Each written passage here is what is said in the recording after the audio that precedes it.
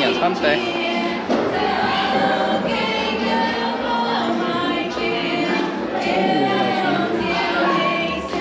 Where is the egg is? Don't find it? You have it on the counter. Oh. Yeah.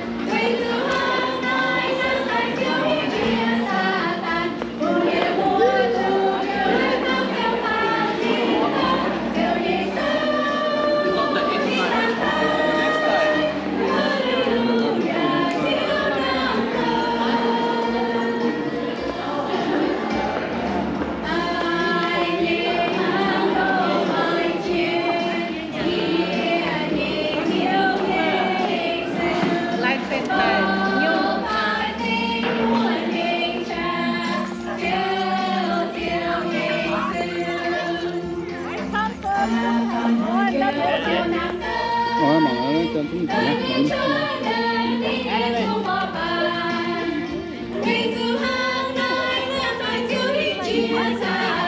Too much, you don't know what's going to pick, huh?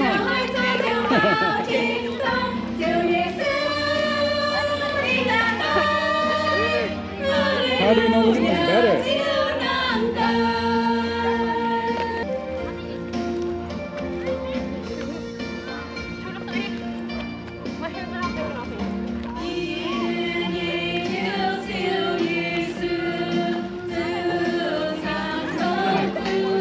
Chọn 3 con, đó là cái bè nè.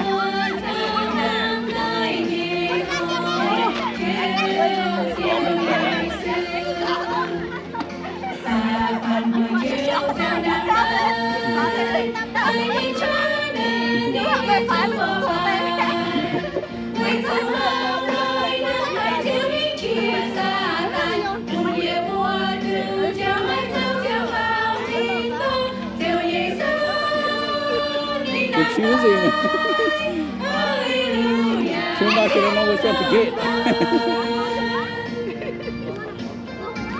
Just get all, like you got choosing color. Maybe you don't like the color.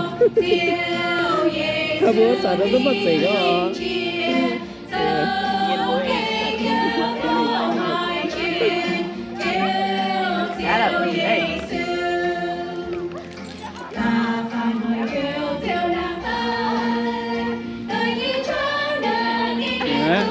Nó to là số là chưa xong cơ.